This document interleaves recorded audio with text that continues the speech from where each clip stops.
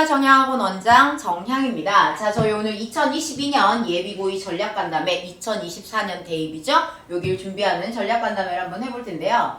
자, 첫 번째 저희가 담은 내용은 대입, 2024년 대입의 특징적 환경 변화가 뭐가 있고, 그래서 고2에 무엇을 결정해야 하는지 수시, 정시별로 볼 거고요. 그 다음 과목별 학습 전략을 국어와 수학을 중심으로 한번 보도록 하겠습니다. 이번에 불수능이 국어와 수학에서 있었으니까 한번 보도록 하죠. 먼저 2024년 대입의 특징적 환경 변화입니다. 자, 첫 번째 환경 변화부터 보시면 우리 아이들이 지금 현 고1인데 얘네들이 이제 고2가 되는데 정말 학령 인구수가 적습니다. 이렇게 되면 등급 따기가 조금은 어렵죠. 특히 내신에서 어렵죠. 수능이야. 지금 얘네들도 합쳐질 거고, 여기서도, 여기가 아니고 거꾸로. 여기서도 합쳐질 거고, 뭐 여기서 삼수생도 합쳐질 수 있지만, 어쨌든 우리 아이들은 내신 등급 따기는 조금 어려운 상태다. 그 다음 두 번째, 대입 공정성 강화 방안으로 인해서 수시에서 학생부에 쓸 수 있는 게 거의 없어요. 비교과 활동이 수상경력, 개인봉사, 자율동아리, 독서, 소논문, 그 다음 자소서까지 모두 폐지되고 고교는 블라인드제가 시행이 됩니다. 그래서 우리 학교의 어떠한 특징을 잘 살릴 수 있는 프로그램들을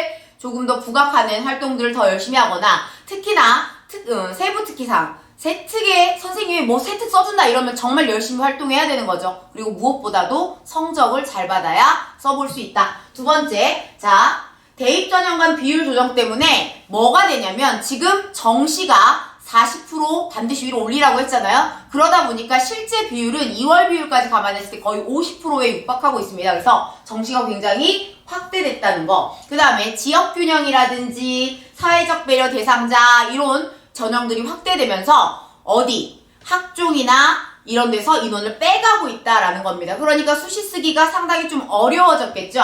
이런 걸 감안하면서 세 번째, 정시 비중이 증가합니다. 연대와 고대의 2022년 올해 기준을 보더라도 40%까지 올렸죠. 어디서 빼서? 학종하고 논술에서 빼서 일로 갔고요. 그 다음 고대를 보시면 원래 고대가 수시를 정말 많이 뽑던 학교인데 이걸 싹 빼가지고 어디로 갖고 왔냐면 이쪽 정시에다 집어넣습니다. 그러니까 우리 아이들은 이 추세는 계속 세질 거기 때문에 정시 준비를 정말 열심히 해야 된다라는 결론이 좀 나오죠. 자, 그 다음 서울대 입시 방향의 변화는 낙수 효과로 나타납니다. 여기가 이렇게 변하기 시작하면 다른 학교는 여기를 피하기 위하거나 혹은 얘네랑 같은 추세를 맞추기 위해서 바뀌는데, 첫 번째 변화, 교과 성적이 포함되어 있다라는 겁니다. 정시에. 자, 그렇다면 정시에 교과 성적이 포함된다고 해서 서울대를 쓰기 위해서 어떤 정도를 감안해야 되느냐? 아마 1등급 때나 2초반 때는 학종이나 교과 전형을 이미 쓸 거다라는 거죠. 그러면 정시에다가 쓰는 애들은 어떤 애들일 거다? 아마 이 중반 때 요 정도. 그러니까 2에서 3까지는 무조건 맞춰놔야 서울대를 좀 쓸 수 있다, 정시도. 그 다음에 그 평가 등급을 보시면 만약에 A 이렇게 되면 등급 조합이 5점, A, B는 4점, 3점, 1.5점. 그래서 그렇게 큰 비중을 차지하는 건 아니니까 내가 내신이 너무 쓰레기야. 그러면 안 되겠지만 2, 3등급까지는 어떻게든 맞춰 놓는 게 좋지 않겠는가라는 겁니다. 그 다음 성취도 A의 기준은 모집 단위 학문 분야 관련 교과목을 적극적으로 선택 이수할 것. 다음 변화 위에서 보시겠지만 서울대는 권장 과목, 권장 필수 과목이 있습니다. 자, 이거는 뭐 권장한다라는 말이 권장이 이제 강압이죠. 그래서 그거 이수해라.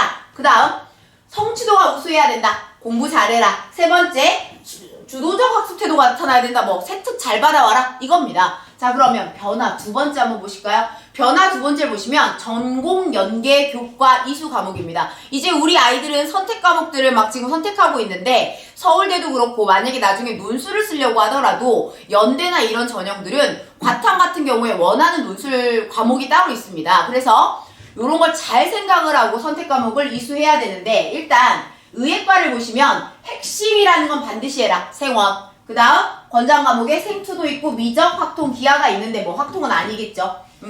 문과가 아니면. 자, 그 다음 과탐에서 수능 응시할 때 물, 화 중에 하나는 반드시 응시해야 됩니다. 그러니까 결국에 우리가 수능을 볼 때 화생 아니면 물생 이렇게 돼야 되겠죠. 의예과를 쓰려면.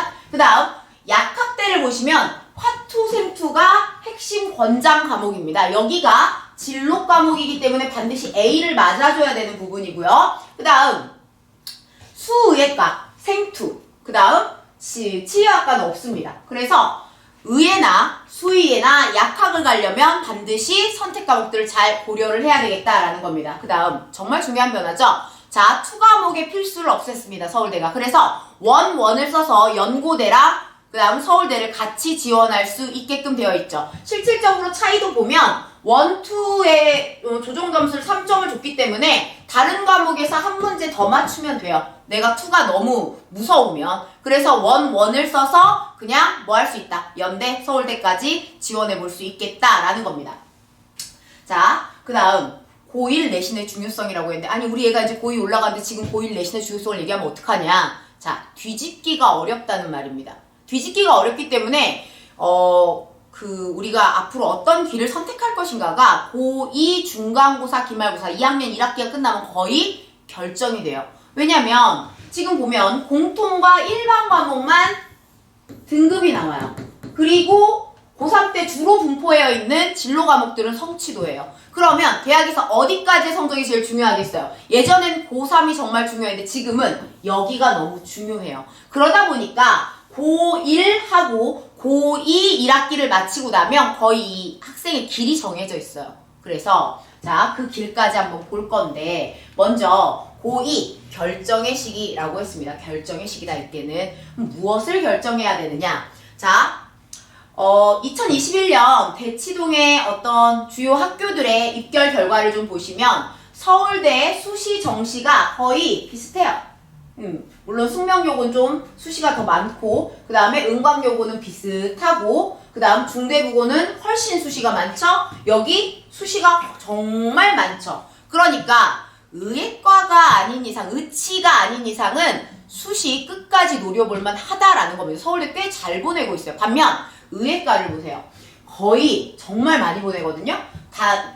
단대 경기는 아직 나오지도 않았고, 자, 단대부고 68명 이렇게 있죠. 정말 심한데 보시면 휘문고 133명 중복 합격자를 고려하더라도 얼마나 많은 재수생과 현역 학생들이 정시로 의예과를 노리고 있는지를 알 수가 있죠. 그래서 내가 이 길을 정할 때 의치를 할 건지부터를 정해야 돼요. 그 다음에 내가 메이저한 주요 공대를 갈 거다 그랬을 때 내가 수시에 얼만큼을 쏟고 정시에 얼만큼을 쏟을지, 논술은 언제 준비할지 이런 것들이 정해집니다. 자, 그러면은 어느 정도까지가 우리가 수시에 계속 목을 매야 되느냐. 지금 보시면 강남권 학교 전반적인 수시 등급 컷에서 서울에 있는 이런 학교들 있죠? 건대, 중앙대, 과기대, 동국대, 서강대, 성대, 뭐 이런 데를 보시면 거의 다 3점 초반대에 있습니다. 그러면 3까지는 괜찮다는 얘기예요. 물론 연고까지 가긴 어렵지만 그러한 중간, 서성한까지 우리가 3점대도 해볼만 하다. 그러니까 의치를 갈 거냐, 서고연 아니면 절대 안 갈 거냐, 이런 것만 아니면 어쨌든 내신은 잡고 있는 게 좋다라는 거죠.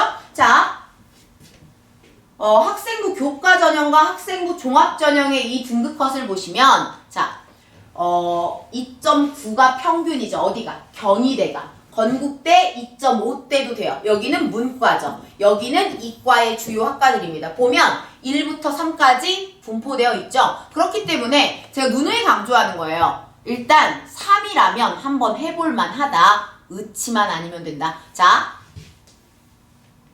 땡땡고등학교의 작년 실제 입결 결과입니다. 자, 보시면 서울대는 종합으로 1.18에서 2.27까지 보냈어요. 그 다음 연대 학생부 종합으로 1.85에서 2.16까지 들어갔다. 고대 종합 학생부 교과 전부 다 2점대까지 들어갈 수 있다. 그 다음 의치안을 보세요. 1대 넘어가면 안 된다.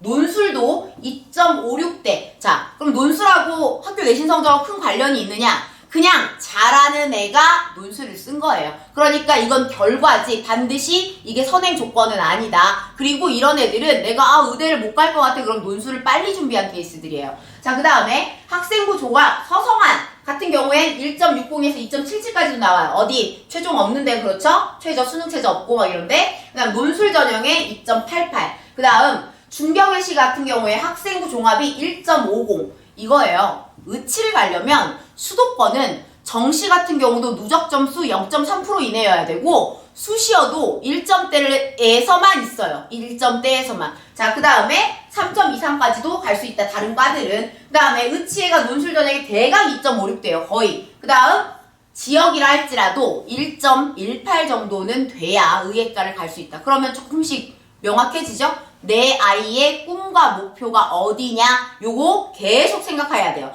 내가 의치냐? 메이저 공대냐?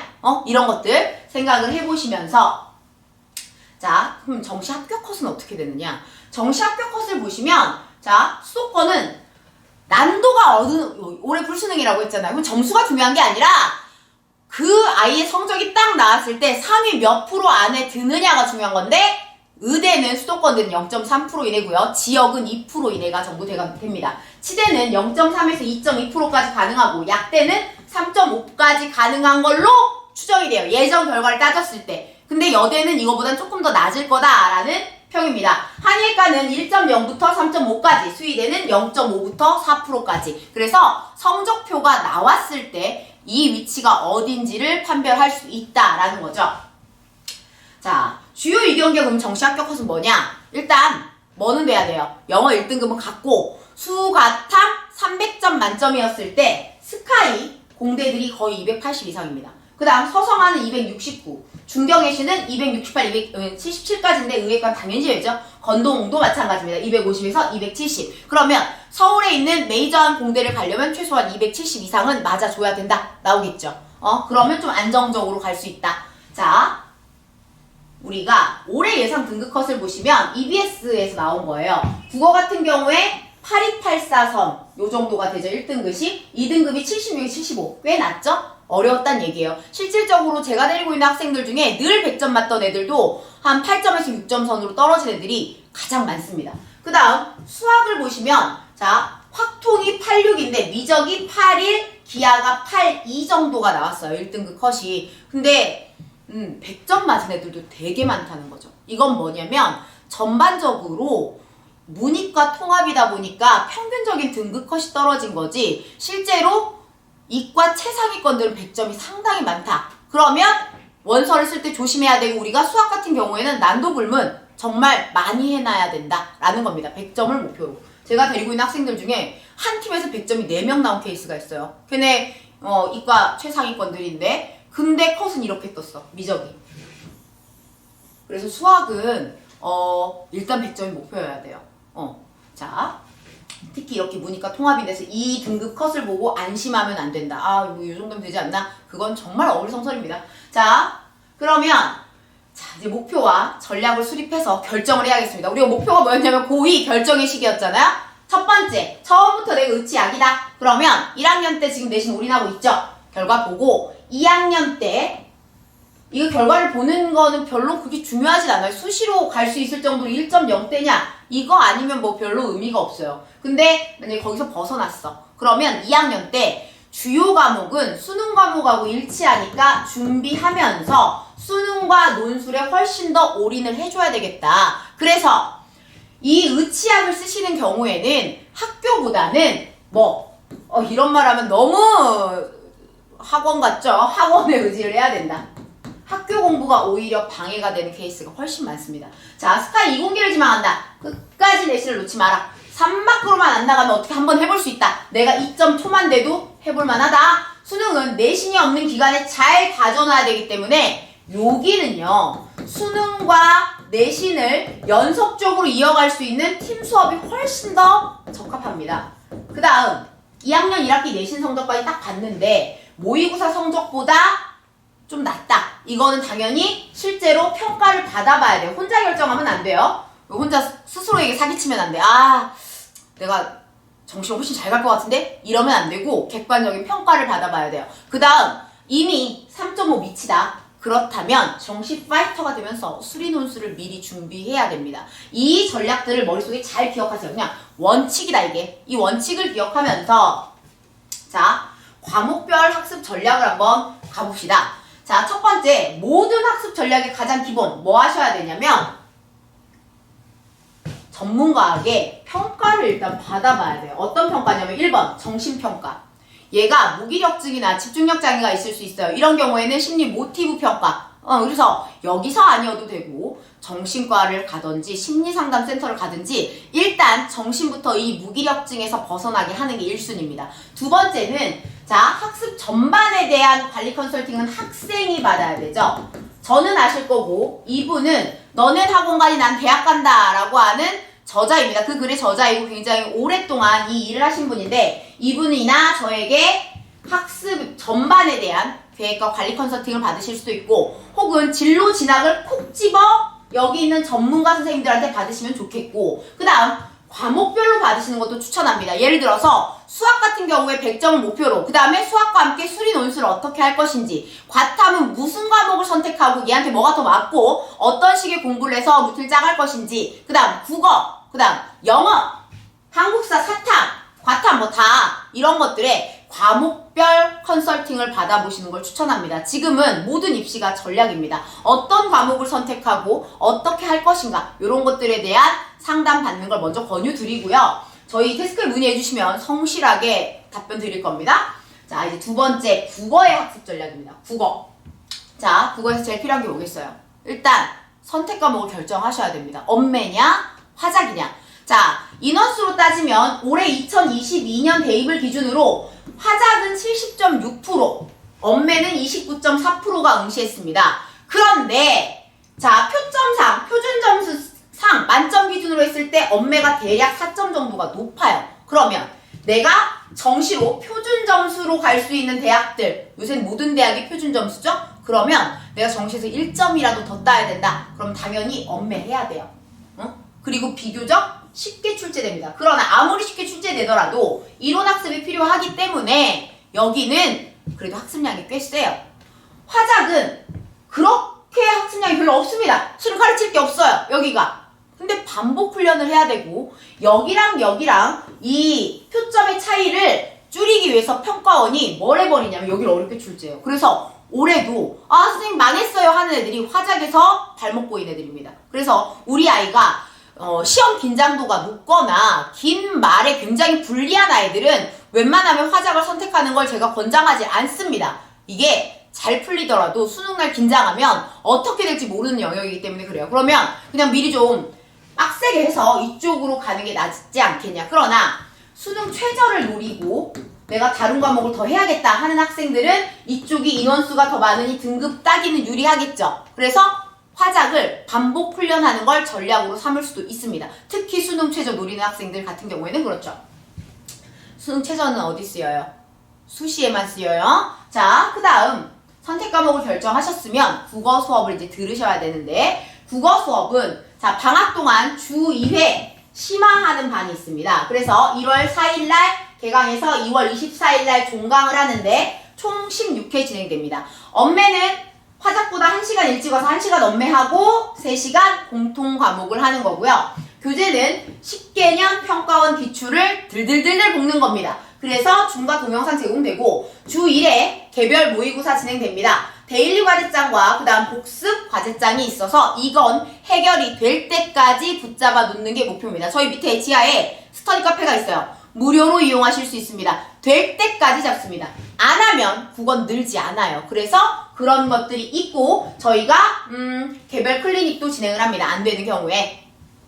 그 다음 세 번째 16번 회차의 커리큘럼입니다. 커리큘럼 보시면 일단 문법에 이렇게 센 데가 뭐냐면 반드시 출제되고 난도 높게 출제되는 문법 영역들이고요. 현대시가 3번, 현대소설이 3번, 고전소설이 2번, 그 다음 3번, 수필, 극갈래 한 번, 고전시가가 마지막에 고전시가는 문풀 전략이 필요 없어요. 여기는 어차피 내용 일치가 나오기 때문에 내용을 잘 알고 있어야 되고 메이저 작품에 대한 내용을 당연히 아셔야 됩니다. 그래서 거기 주요 작품들의 내용들을 좀 살펴보도록 하겠습니다.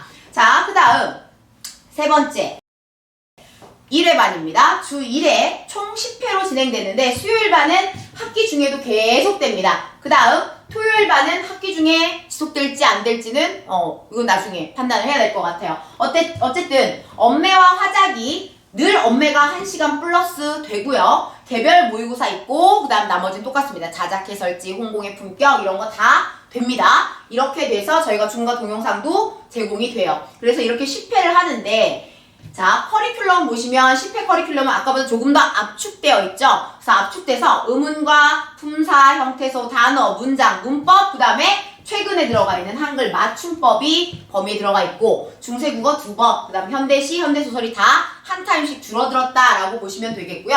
여기도 마찬가지입니다. 그래서 아이들이 어려워하는 영역들의 구조 독서를 진행을 할 겁니다. 이 구조 독서는 첨삭을 깔끔하게 해서 정말 독서에서 힘을 탄탄히 기를 수 있도록 제가 신경 많이 쓸 거고요. 저희가 정식 파이터가 지금 1차 개강 중입니다. 근데 12월 26일에 2차 개강이 되는데 이때는 저희가 이 파이터반은 이미 신규 기출 문제들을 거의 다 봤기 때문에 9, 10개년을 보게 됩니다.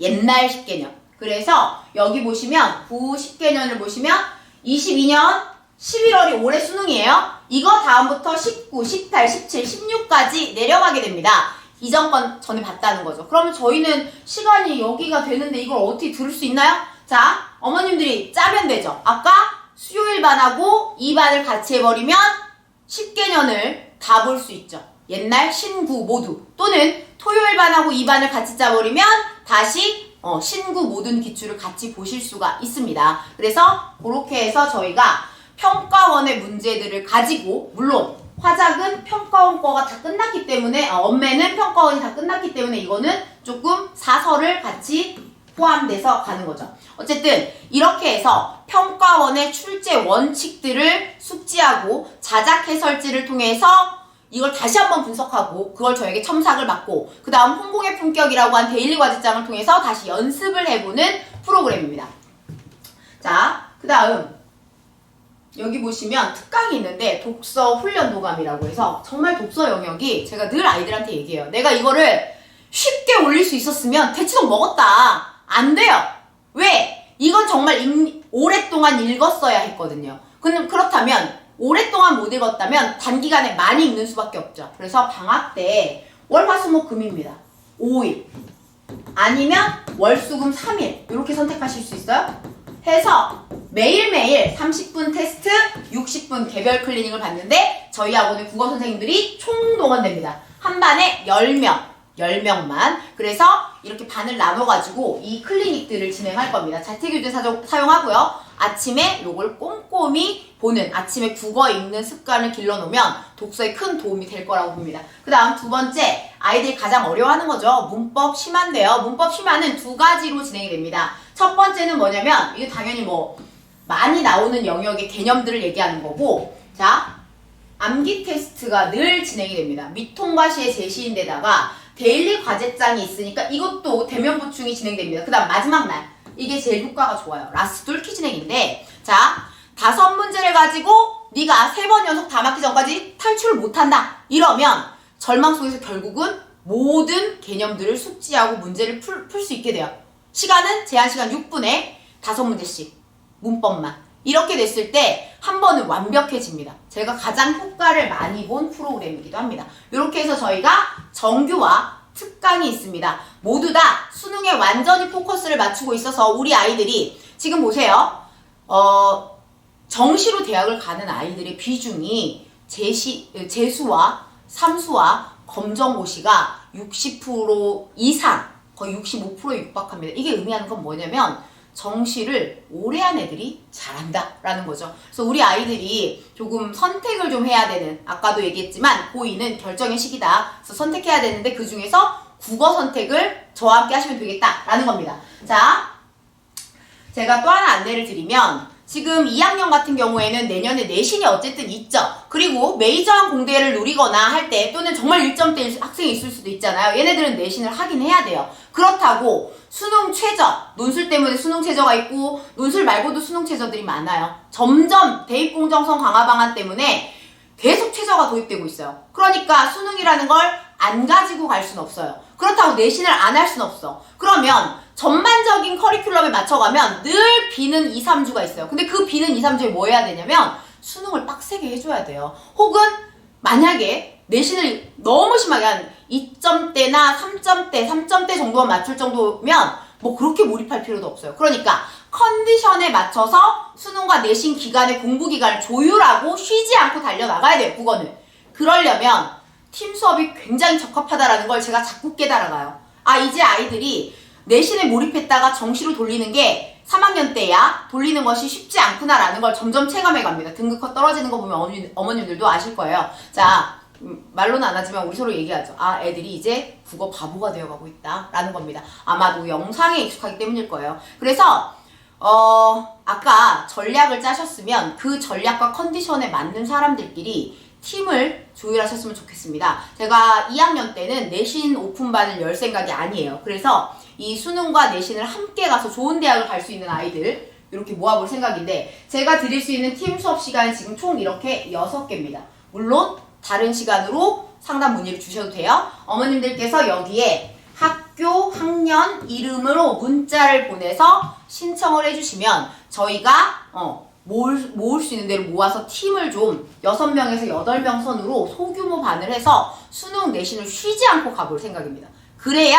대학을 갈 수 있다는 걸 점점 깨닫고 있어요. 그냥 내신 기간에 내신 가방 들고 하다가 한 2주 놀다가 다시 또 내신 하다가 3학기 때 정시 이렇게 해서는 점수가 나오질 않아요. 그래서 요걸 조직해놨으니까 어머님들이 하시고 여기에도 맞는 시간이 없으면 데스크에 다시 문의를 주시면 되는데, 팀 수업의 특징은 수능과 내신을 요게 중요해. 쉬지 않고 진행한다. 그 다음 학습자의 약점에 대한 개별 피드백과 개별 클리닉이 저에게서 진행이 된다. 그 다음 우리의 목표는 1등급과 목표입니다. 100점입니다. 이걸 목표로 완전히 압박해서 될 놈들을 키워나가고 싶습니다. 그래서 어머님들이 이걸 보시고 데스크에 학교, 학년, 이름으로 내가 어떤 시간대에 팀 수업에 관심이 있다. 그 다음 나와 같이 할 애가 몇 명 있다. 여기까지 써주시면 정말 친절하게 저희가 딱 팀을 묶을 수 있겠죠. 그래서 어머님들이 이제 전략을 좀 바꿔야 될 때요. 내신 때는 내신 가다가 쉬다가 수능했다가 3학년 때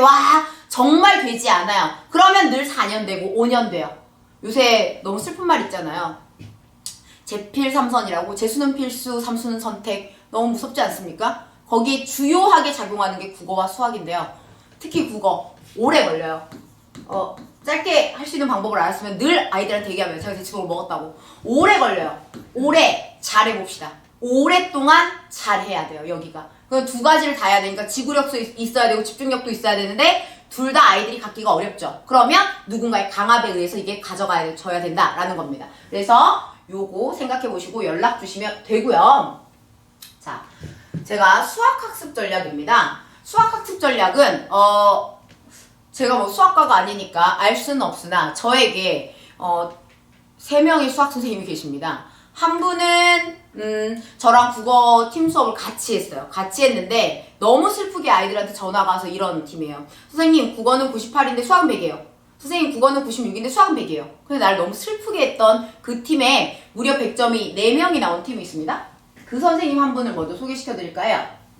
자, 이분은 이름을 말씀드리긴 좀 그래요. 왜냐면 다른 학원 수학관 원장이어서 대놓고 하긴 어렵다고 해서 제가 일단 이렇게 해놨습니다. 근데 간담회를 하시게 되면 컬이랑 이런 걸 보실 수 있으실 텐데요. 요 4시간을 제가 받았는데 여기에도 관심이 있으시면 주세요. 제가 아이들한테 들은 바로는 무엇을 잘해준다고 하셨냐면, 일단 중고난도 문제가 어떤 식으로 어떻게 빨리 풀어야 되는지에 대한 전략이 굉장히 좋고, 그 다음 2번째는 실수를 못하게 한다. 이겁니다. 그 다음 굉장히 압박적으로 관리한다. 요 3가지. 이 압박적 관리가 저랑 맞아서 아마 팀이 동일하게 같이 유지가 됐었던 걸로 보이는데, 여기가 되니까 6명 중에 4명이 100이면 정말 잘 가르치신 겁니다. 제가 국어 강사지만 존경스러워요. 저는 솔직히 100이 지금 1명 나오고 절멸입니다. 절멸. 98, 96, 최대가 내가 79도 있고요. 제 인생에 이렇게 역대급 수능 점수를 맞아보긴 처음인데, 나중에 봤더니 1등급이긴 하지만 첫날은 정말 당황해서 울 뻔했어요. 근데 이분은 계속 100이에요, 100이에요, 100이에요 하니까 저를 정말 자존심 상하게 했던 선생님인데, 여기. 그래서 아이들에게 제가 듣기로는 정말 괜찮다고 하셔서 제가 강압적으로 시간을 좀 뺏어왔습니다. 그래서 우리 아이들 중에 수학을 좀 심화를 하고 싶으신 분들은 여기에 학교, 학년, 이름으로 신청을 해주시면 요걸 가지고 저희가 예쁘게 팀을 한번 꾸려보도록 하겠습니다. 그 다음 이제 2번째 소개해드릴 분은 제가 제일 미안한 분이죠. 정말 수학 바보들을 맡겨놨는데 저에게 정말 높은 수학 등급을 준 문이과 바보들의 신입니다. 그래서 우리 아이가 좀 수학을 싫어한다. 그 다음에 수학 해도 않는다. 이런 학생들이 있으시다면 저는 이분께 맡겨보고 싶습니다. 이 김현우 선생님이신데요. 이분이 이제 수학 설명을 한번 해드릴 거예요. 근데 이분 같은 경우에는 정말 제가 올해 가장 감사한 분입니다. 그리고 이기탁 선생님 있는데 이분도 어머님들께서 지금 컬이랑 설명을 들으실 건데요. 이기탁 선생님 같은 경우에는 저 상위권 애들이 달달달달 모여들어가지고 선생님의 손을 놓지 않는 인기남 중에 하나입니다. 그래서 이번에 이과 수학에서 상위권 아이들이 정말 좋은 점수를 많이 받았습니다. 그래서 제가 감사한 세 분, 백 선생님, 김현 선생님, 이기탁 선생님 수학 설명 한번 들어보시고 어머님들도 크게 도움을 한번 받아보셨으면 좋겠습니다.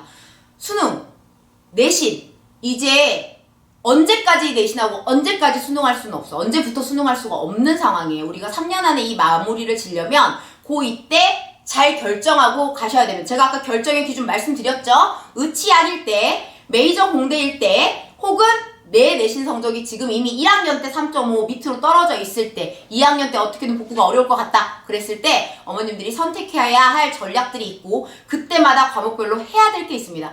국어는 수능과 내신을 함께 갈 거냐, 수능에 올인할 거냐, 요것들 잘 생각하셔서 오픈으로 갈지 팀으로 갈지 정리하셔야 되고, 수학은 자 문이과 같아서 컷이 낮아진 거지 상위권 정말 잘 봤어요. 100점을 목표로 가야 됩니다. 100점 목표로. 그래야 대학에 원서 한번 자신감 있게 넣을 수가 있어요. 그래서 수학 같은 경우는 얼만큼 많이 해도 아깝지 않은 과목입니다. 그래서 선생님들 설명 들어보시고 어머님들이 한번 선택하셔서 데스크에 문의를 학교, 학년, 이름으로 주시면 좋겠습니다. 자, 저는 이제 여기서 물러가고요. 수학 선생님 설명 한번 들어보도록 하겠습니다. 감사합니다. 안녕하십니까. 수학 강사 이기탁입니다. 인사드리겠습니다. 자, 오늘 대치 해성학원에서 정시 학생들을 위해서 정시 파이터 설명회를 한번 진행해 보려고 합니다. 일단 시작에 앞서서 저의 간략한 프로필 말씀드리고요. 그 다음에 진행하도록 하겠습니다. 예, 저는 과거에 노량진 이투스에서 수학 단과 강의를 했고요. 스카이주 재종반, 분당이 이제 제1학원이라고 있는데 거기서 재종반에 강의를 했었고, 현재는 대치 김태호 학원, 그 다음에 대치 해성학원, 그 다음에 일성 TMS, 그 다음에 이강학원에서 진행을 하고 있습니다. 프로필을 보시면 알겠지만요, 제 수반에도 좀 오래 있었고요. 그 다음에 대한민국 사교육의 1번지라고 하는 노량진에도 좀 오래 있었고요. 그래서 입시에 대해서 누구보다 좀 잘 알고 있는 강사다라고 얘기를 드릴 수 있을 것 같습니다. 자, 다음 보겠습니다. 예, 그럼 왜 이기탁 수학인가? 부터 시작해서 말씀을 좀 드리도록 하겠습니다. 일단 수학 설명회를 하기 전에 며칠 전에 봤던 수능에 대해서 좀 말씀을 좀 드려야 될 것 같아요. 굉장히 불수능이다 그래가지고 좀 많이들 혼란스러우실 겁니다. 근데 이제 상위권 학생들은요, 불수능이라고 여기지 않아요. 왜 그런지 좀 조목조목 말씀을 드리면요, 과거에 작년까지만 해도 수능이라는 게 세 문제, 21번, 29번, 30번, 이 세 개만 이제 어렵고 나머지는 이제 기출 문제나 평이했던 유형 문제들이 쭉 출제가 됐었습니다. 그래서 기출 문제 열심히 풀고요. 그 다음에 많이 문제를 갖다 풀면은 세 문제 빼고는 무리가 없었던 게 작년의 수능이죠. 근데 이제 올해 6월, 9월 달 평가원 시험을 갖다 보니까요, 6월, 9월 달에는 세 문제가 킬러 문제였던 것이 7문제로 바뀌더라. 그래서 올해 수능에는 7문제가 어려운 문제로 출제되고 나머지는 평이한 문제로 출제가 되지 않을 것인가, 이렇게 예상을 했었죠. 근데 올해 수능을 막상 뚜껑을 열어보니까 전혀 그렇지 않더라. 어떻게 출제가 됐냐? 4점짜리는 전부 어려웠어요. 근데 킬러 문항, 정말 손도 못 댈 정도의 그 어려운 킬러 문항들, 이런 거는 없었고요. 그냥 중킬러라고 그러죠. 중킬러라고 하는 문제들이 4점짜리로 다 포진이 돼 있더라. 그래서 이런 친구들이 수능을 망쳤습니다. 어떤 친구들이 망쳤냐? 예전처럼요, 기출문제 많이 풀어보고요. 그리고 세 문제는 버리고요. 예, 이렇게 유형별로 공부한, 기출문제 위주로 공부한 학생들은 오늘 요번 수능에서 다 이제 망쳤다 이거죠. 왜 그러냐? 4점짜리 다 신유형이 나왔어요. 다 생각을 좀 했어야 되는 문제들이고요. 보지 못했던 문제들이 출제가 됐다 이겁니다. 그래서 유형별로 공부한 친구들은 망했고요. 그렇게 공부하지 않은 최상위권 친구들은 웃었다라는 얘기를 드리고 싶습니다. 그래서 저의 강의는 올해 이제 커리큘럼 좀 이따 말씀을 드리겠지만은 그것을 갖다가 그러니까 7문제, 3문제 어려운 문항을 갖다가 빼고 그 다음에 대표적인 유형들, 뭐 기출문제 분석을 통한 이런 강좌를 갖다가 커리큘럼으로 실지 않고요. 철저하게 신유형에 대비할 수 있는 개념 중심의 강좌로 커리큘럼을 실었다라는 얘기를 드리도록 하겠습니다. 자, 다시 이어서 말씀을 드리면요. 왜 이기탁 수학인가? 예, 철저한 분석을 갖다가 바탕으로 커리큘럼을 구성을 합니다. 매년마다 커리큘럼이 똑같지가 않고요. 그에 나왔던 수능을 바탕으로 해서 이것이 다음에 우리 학생들한테 가장 많이 도움이 되겠다라는 그런 커리큘럼, 세계적인 커리큘럼을 갖다가 매해마다 업그레이드해서 세운다는 게 저희 첫 번째 특징이라고 할 수가 있겠습니다. 실전 개념, 그 다음에 기출문제 분석, 그 다음 심화 변형 문제, 파이널 예상 문제라는 4단계로 구성이 되고요. 이 커리큘럼에 관한 자세한 얘기는 조금 이따가 말씀드리겠습니다.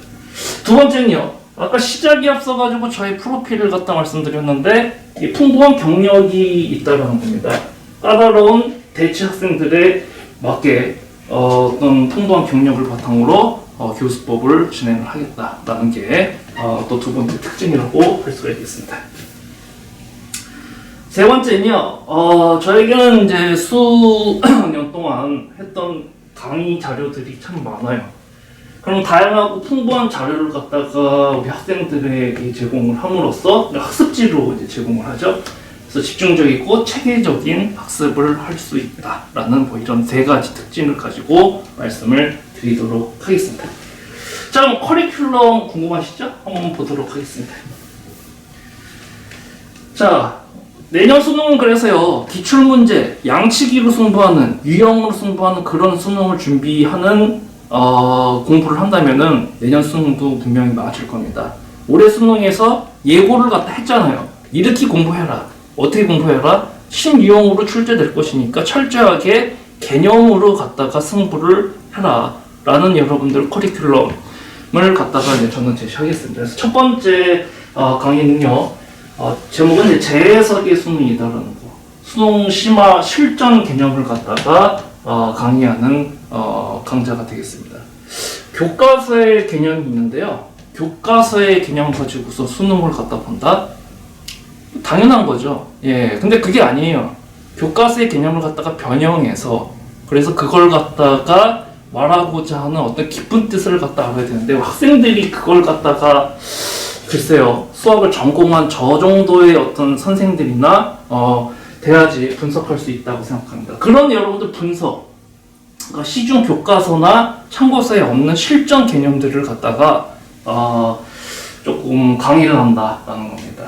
여기서 첫 번째 커리는 심화 실전 개념, 재해석의 수능, 교과서 이상의 실전 개념을 강좌를 진행을 하겠다. 한 8강 정도 진행이 되고요.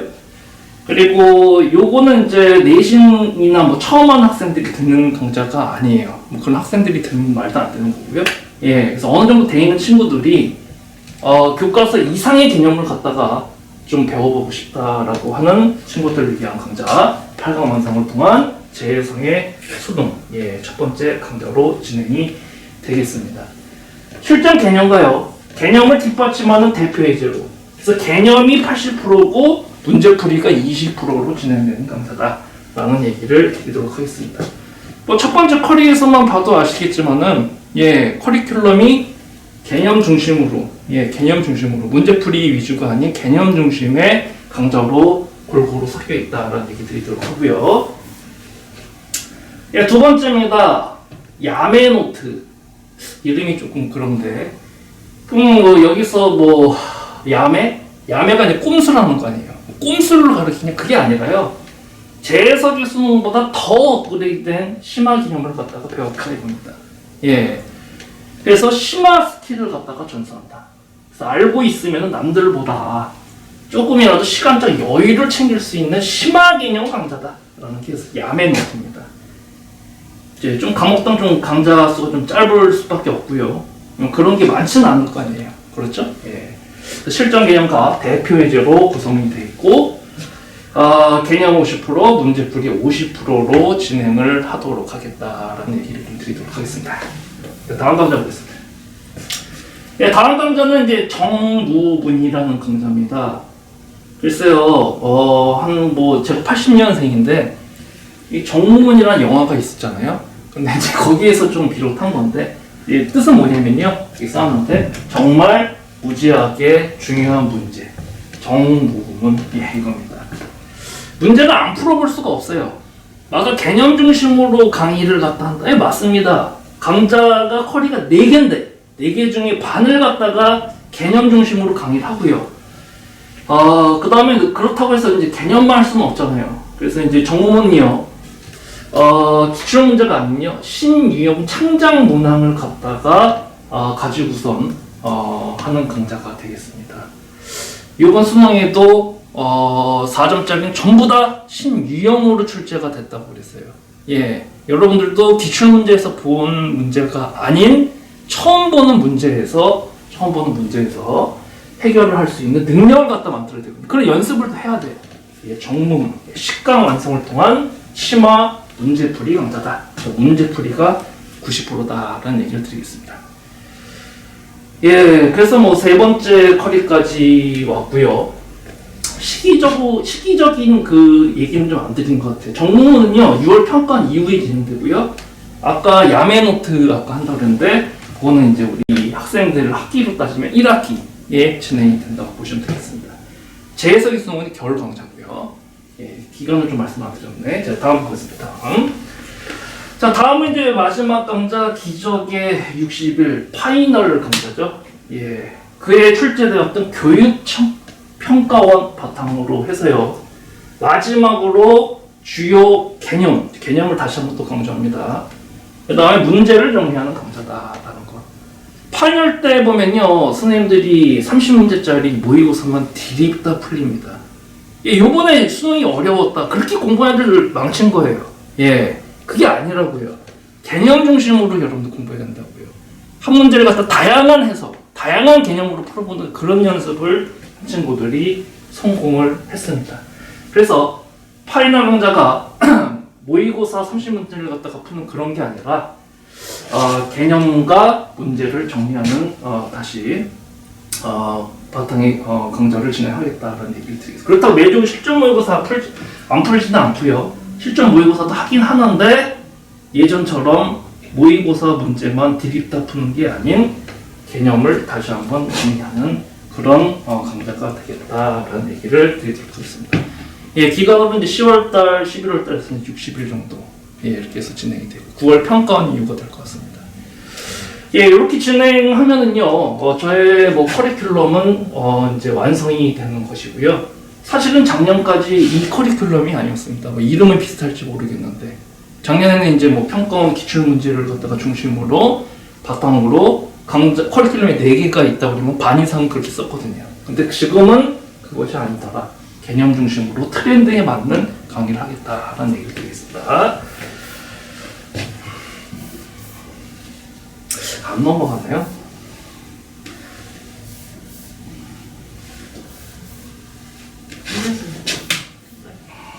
됐네요. 예. 자, 수강 대상 말씀드리겠습니다. 뭐 말 하나 마나 당연한 건데요. 수능에서 만점을 받고자 하는 학생. 예, 우리의 목표는 만점입니다. 그 다음 2번째요. 수능 수학의 과정을 겨울 방학 동안 시작해서 쭉 정리하고자 하는 학생. 겨울 방학에는 우리 뭐 이과생들 같은 경우 수원, 수투, 미적분 수능에서 진행하는 강좌들을 다 끝냅니다. 그래서 뭐 2학년 같은 학생들은 어떤 겨울 방학 동안 수능이 이런 것이구나를 좀 맛보는 그런 또 시기가 될 것 같아요. 예, 수능들은 이렇다라는 얘기. 네, 그럼 대치 해상학원에서 저의 강좌는 어떻게 진행될 거냐? 아까 말씀드린 4가지 커리큘럼을 바탕으로 해서요. 겨울방학에는 1월 4일날 개강을 합니다. 2월 말일까지요. 매주 2회씩 화요일날 1시 반부터 6시까지 수원수토를 진행하고요. 그 다음 목요일날은 이제 13시부터 16시까지 미적분. 그 다음 이제 또 중요한 것이 클리닉. 클리닉 중요하죠. 보통 클리닉을 좀 무시하고 그냥 집에 가서 할게요 이런 친구들이 있는데 그거 아니에요. 클리닉을 함으로써 자기가 조금 몰랐던 부분을 좀 더 채울 수 있는 어떤 좋은 기회가 되니까 클리닉까지 저는 필수 강좌라고 얘기를 좀 드리고 싶습니다. 그래서 방학 때는 이렇게 해서 수원수도 미적분에서 수능 과목을 전부 다 끝나는 시간이 되고요. 그래서 3월 커리로 이제 이어집니다. 아까 3월 커리가 뭐라고 그랬죠? 야매 노트, 그렇죠? 예, 그래서 야매 노트로 이어지고요. 아직 미정이긴 한데 일요일 날이 될 것 같고요.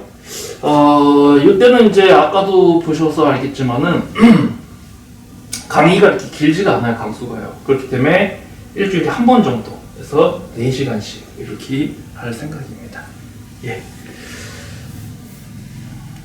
예, 제 얘기를 좀 드렸는데 또 개인적으로 또 물어보고 싶거나 궁금하신 점이 있으실 거예요. 그래서 저의 어떤 연락처고요. 그 다음에 이메일이고요. 그 다음에 저희 홈페이지인데 여기 들어오셔가지고 다양한 어떤 정보를 갖다가 궁금하신 점을 얻어가셨으면 좋을 것 같습니다. 이 정도로 말씀을 좀 드리도록 하고요. 아무튼 제가 드릴 말씀은 최선을 다해서 열심히 강의해서 좋은 성과 되겠다라는 말씀을 드리도록 하겠습니다. 예, 마지막으로 한 말씀만 드리고 끝내겠습니다. 수학은 이기탁입니다. 감사합니다. 안녕하세요. 정치파이터 문제풀이반을 맡은 김현우 선생님입니다. 우선 수학은요 어려워요. 수학은 어려운데 그건 처음 배웠을 때 잘못 배운 거예요. 왜? 처음 배울 때 단순 수학을 암기 과목이다 라고 배우면 당연히 어렵습니다. 그래서 첫 번째 처음 배울 때 공식 암기해라. 그리고 자 문제 풀어. 그리고 이 유형 나왔지? 그럼 이렇게 풀어. 또 외웁니다.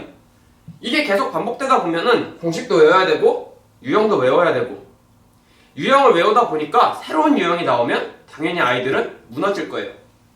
이렇게 무너지니까 아이들은 새로운 유형이 나왔네? 이번에도 외워야지. 또 새로운 유형이 나왔네? 외워야지. 이게 반복되다 보니까 외워야 될 양이 너무 많아지고 수학은 어렵다. 이렇게 돼서 수학은 어려운 거고 내가 할 수 없는 거다. 이렇게 돼서 수학을 포기해버리게 돼요. 그래서 수학은요 처음 배울 때가 되게 중요해요. 처음 배울 때 정말 제대로 한번 배워놓으면 뒤에 가서 내용을 다시 본다? 개념을 다시 정리한다? 할 필요가 전혀 없어요. 그래서 처음 배울 때 어떻게 배워야 되냐? 수학은 생각을 하면서 배워야 돼요. 생각하면서 수학을 배운다라는 게 뭐냐면 나중에 제가 풀이하면서 보여드릴 건데 문제가 이렇게 나왔으니까 이 조건에 대해서 나는 이런 내용들을 알고 있어.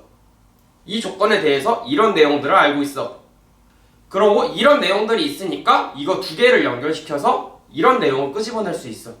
이렇게 고민하고 생각하고 이렇게 공부를 해야 정확하게 수학을 배울 수 있는 방법이 되는 거예요. 근데 여기에서 단점은 첫 번째로 멘토가 부족해요. 선생님이 부족해요. 왜? 이렇게 가르치는 선생님은 거의 못 보셨을 거예요.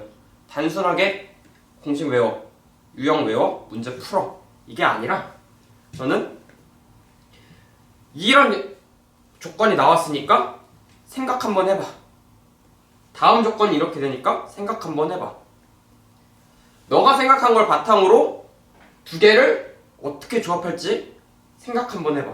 계속 이렇게 생각을 강조하면서 문제를 풀게 할 거예요. 그러다 보니까 당연히 느릴 수밖에 없어요.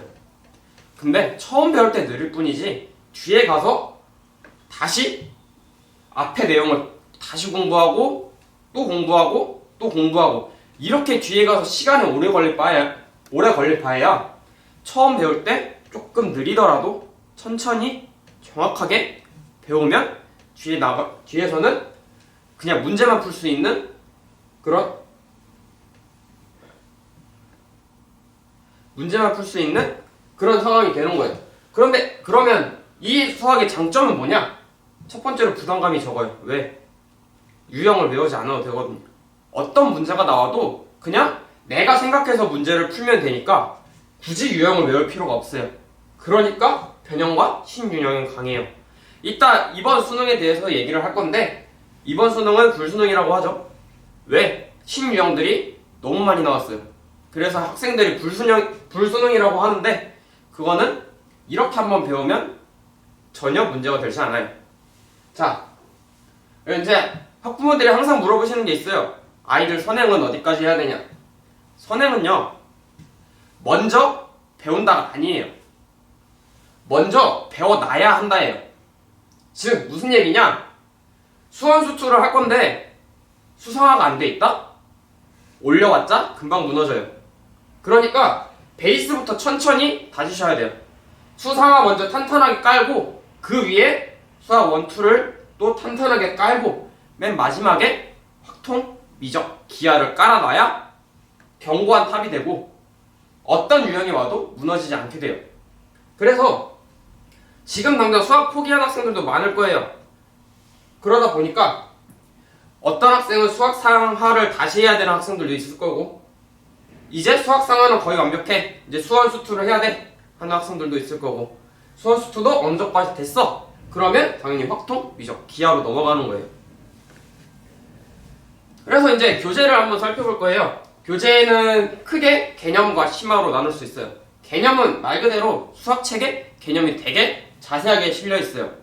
이 위아래 순서는 뭐냐? 내려가면 내려갈수록 개념의 문제도 어려워지고 개념도 점점 줄어요. 그리고 이 심화는 거의 개념은 없고 문제들만 있는 그 교재들이에요.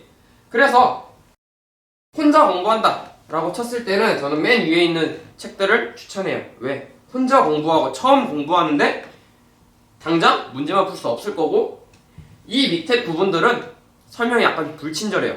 그래서 혼자 처음 공부한다 그러면 당연히 맨 위에 있는 책들을 추천하고 그 다음에 누군가의 도움이 있다, 누가 알려주고 옆에서 모르는 걸 질문할 수 있다 그러면 두 번째.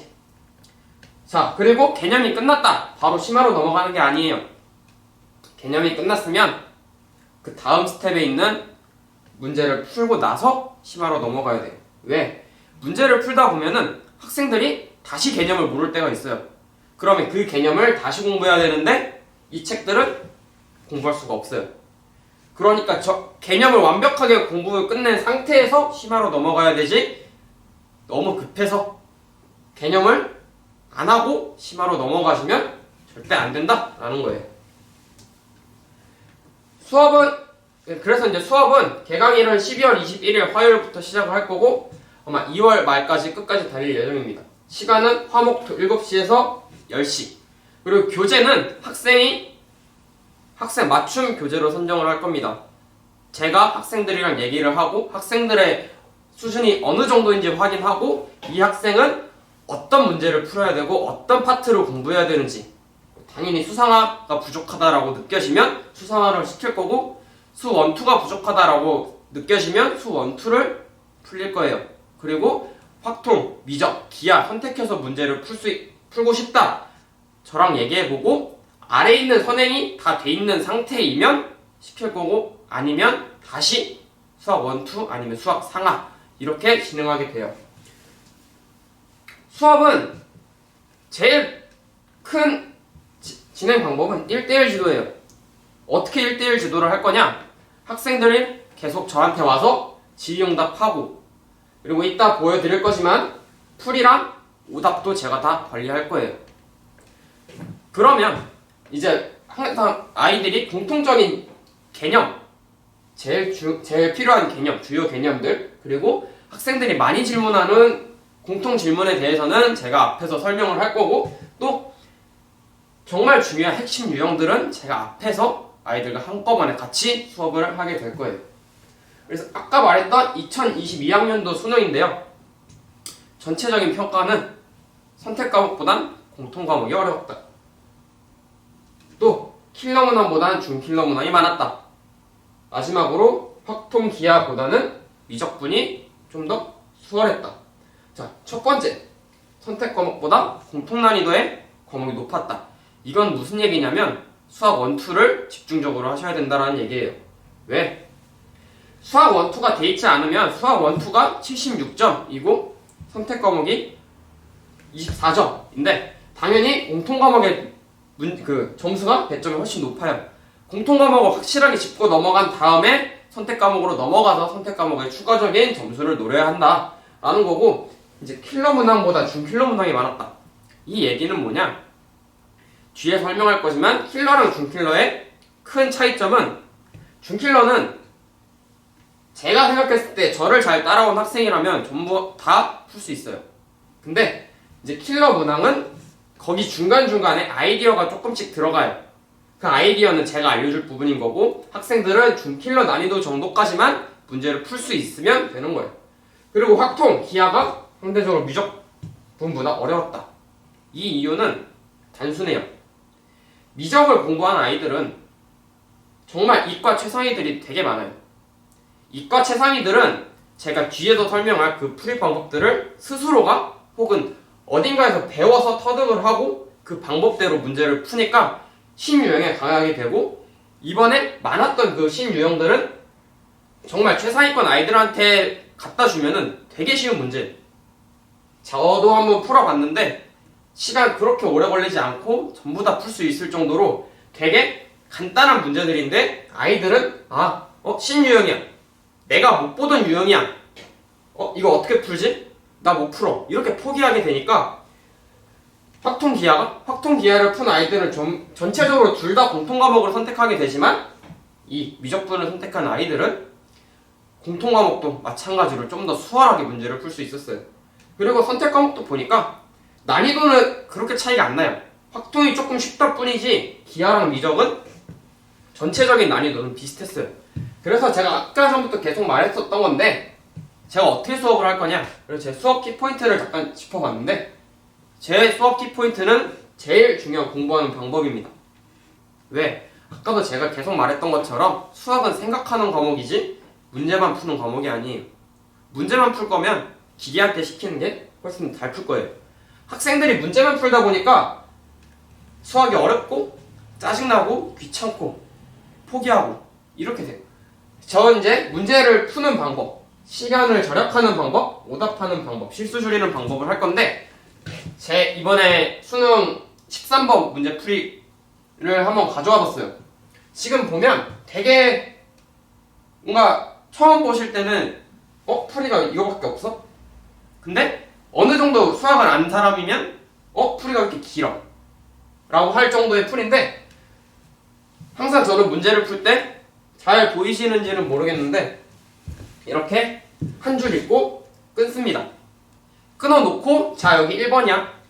1번에서도 너가 알 수 있는 모든 내용을 적어봐 해서 이렇게 세 줄이 나온 겁니다. 이렇게 세 줄이 나왔어. 그러면 너가 알고 있는 내용을 전부 다 확인했어? 다시 물어봅니다. 네, 확인했어요. 자, 그러면 다음 줄로 넘어가. 다시 읽고 끊어. 그리고 이 부분에 대해서도 너가 알 수 있는 내용을 전부 다 적어봐. 그렇게 해서 이 두 번째 줄이 나오게 된 겁니다. 자, 여기까지 전부 다 너가 확인한 거 맞아? 네, 맞아요. 그러면 다시 좀 더 읽어. 자, 조건 나왔지? 끊어. 끊어서 조건 써. 그리고 너가 필요한 조건을 찾아내. 그리고 다시 마지막 문제 읽고 답 구해내. 이렇게 된 게 이 풀인 겁니다. 학생들은 이 풀이를 쓰지 않아요. 왜? 일단 수능이라는 시험에 감안하고 봤을 때는 수능이면은 전부 다 더 간략하게 문제를 풀겠지만 이런 문제를 갖다 놓고 문제 풀어봐 라고 하면은 식을 쓰지 않아요. 그게 일단 제일 큰 문제점입니다. 식을 쓰지 않는다. 처음에 식을 쓰는 연습을 안 하게 되면 중구난방으로 흩어져요. 문제풀이가. 그러다 보니까 이 문제를 틀렸을 때 내가 왜 틀렸는지 여기 갔다 저기 갔다 여기 갔다 여기 갔다 전부 다 순서 확인 하나도 안 되고 중구난방으로 돼 있으니까 내가 어느 부분에서 틀렸는지 어느 부분에서 계산 실수가 났는지 확인할 수가 없는 거예요. 그래서 저는 항상 아이들한테 식을 쓰라고 합니다. 이렇게 식을 썼으면 계속 쓰다 보면 이 문제를 읽고 이 풀이가 어느 정도 선에서는 머릿속에서 정리가 됩니다. 그럼 이 정리가 되면 이제 어떡하냐? 이제 여기서부터 시간을 절약하는 방법이 들어가요. 자, 이렇게 전체적인 풀이가 내 머릿속에 있으니까 이제부터 불필요한 내용들을 전부 다 제거하는 겁니다. 그렇게 해서 제거할 수 있는 부분들이 여기서 요거 제거되고 얘도 제거, 이렇게 전부 다 제거. 그럼 1번과 2번에서 각각 한 줄씩밖에 안 남아요. 그럼 이 두 줄로 여기까지 만들어내고 계산하면 답 나오는 겁니다. 제대로 풀면 1분도 안 걸려요. 근데 4점짜리 13번 문제인데 1분도 안 걸린다? 이 방법을 정확하게 알고 있으면 너무 쉬운 문제인 거예요. 자, 오답하는 방법과 실수 줄이는 방법. 자, 실수는 보통 어디서 나오냐? 제일 첫 번째 개념 실수에서 나옵니다. 내가 여기 썼던 개념이 잘못된 게 있는지 없는지 확인을 하고, 두 번째는 계산 실수. 다시 한번 풀이를 읽어내려가면서 어디서 계산 실수가 한 게 있는지 없는지 확인하는 겁니다. 이렇게 연습을 하다 보면 자연스럽게 실수도 줄어들고, 이게 어디로 연장이 되냐? 논술까지 연장이 됩니다. 왜? 논술은 이 상태에서 여기에 한글만 조금 추가하면 돼요. 무슨 뜻이냐? 이렇게 전체적인 풀이가 완성이 되어 있는 상태에서 이거 임으로 이렇게 된다. 이렇게 생각했으니까 이렇게 된다. 이렇게 쓰면 그냥 서술형, 내신의 서술형 있죠? 서술형도 그냥 완성이 되는 거고 수리 논술도 완성이 되는 겁니다. 그래서 풀이가 되게 중요해요. 이렇게 풀이를 쓰고 생각을 계속하다 보니까 당연히 문제 푸는 게 속도가 더딜 수밖에 없어요. 근데 더뎌도 됩니다. 급하지 말자고요. 학생들이 수학을 가르치는데 제일 좋은 목표는 학생들이 전부 다 수학을 좋아하고 잘하게 되는 게 첫 번째 목표입니다. 근데 그거는 뭐 누구는 영어 좋아하고 누구는 국어 좋아하고 뭐 공부 떠나서 누구는 게임 좋아하고 누구는 운동 좋아하고 전부 다 다르잖아요. 학생들을 수학을 좋아하게 만들 수는 저는 없다라고 봅니다. 그러면 두 번째로 넘어갔을 때 뭐가 돼야 되냐? 수학을 싫어하게 하지 말자고요. 싫어하고 포기하게 되는 순간 그 아이는 돌이킬 수 없는 강을 건너는 겁니다. 그러니까 이런 식으로 수학이 사실 어떻게 보면 그냥 조금 생각하고 사고하는 과정은 되게 뭐 예를 들어 미로를 푼다? 내가 미로를 풀었을 때 이렇게 한번 가봐야지, 이렇게 한번 가봐야지 하면서 답 내고, 그 과정이 재미있는 학생은 수학을 좋아하게 되는 거고, 그게 잘 안 되면 어쩔 수 없이 해야 되긴 하는데 그래도 수학을 싫어하게 하지 말자고요. 그냥 단순 암기하는 것보다 이렇게 알려줘야 아이들이 포기를 하지 않아요. 자, 그 다음에 이제 오답하는 방법을 확인해 봐야겠죠. 이 문제에 대한 핵심적인 내용만 쓰는 겁니다. 그 내용을 쓰고 제가 지금 써놓은 거는 예시로 하나 들어놓은 거예요. 자, 여기 예시에서 이 문제에서 제일 중요한 개념이 뭐냐? 너가 그 개념을 몰랐으면 그 개념을 오답에 써야 된다. 지금 제가 여기서 선정한 개념은 절편이라는 개념이에요. 그래서 절편에 대한 쭉 개념을 쓰는 겁니다. 그리고 이 아래 문제풀이가 다시 전처럼 이렇게 문제풀이가 아래 들어가는 거예요. 그럼 학생은 이제 뭘 봐야 되냐? 문제풀이? 아니, 문제풀이를 왜 봐요? 그냥 내가 몰랐던 개념, 내가 잘 몰랐던 공식, 이런 것들을 다시 한번 보면 되는 겁니다. 문제는 다른 문제를 풀면서 이 개념을 공부해야지 똑같은 문제를 여러 번 푼다고 해서 개념이 잡히는 게 아니에요.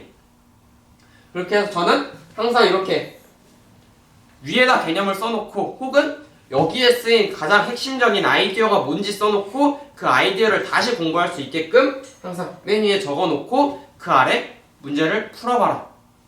자, 그리고 이제 마지막인데요. 틀렸을 때 확인하는 방법입니다. 아이들한테도 항상 얘기를 할 거예요. 너가 틀렸을 때 거꾸로 올라가라. 왜? 식이 써있으니까, 너가 사고한 방법이 전부 다 이 안에 써있으니까 거꾸로 올라가서 어디가 틀렸는지 찾아내라. 이 한 문제 푸는데 되게 오랜 시간이 걸리는 거예요. 틀렸다라고 하면 최소 10분. 그리고 이 문제, 항상 문제를 풀 때 저는 학생들한테 문제 많이 풀 필요가 없다. 근데 너가 모르는 문제가 나왔을 때 답지 보지 마라.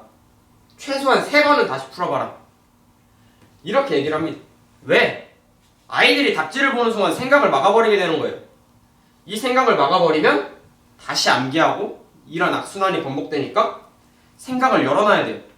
계속 문제를 생각하고 어떻게 풀지 고민한 다음에 제가 알려줬을 때 그 아이한테는 훨씬 더 도움이 됩니다. 아, 내가 왜 이 방법을 생각 못했지?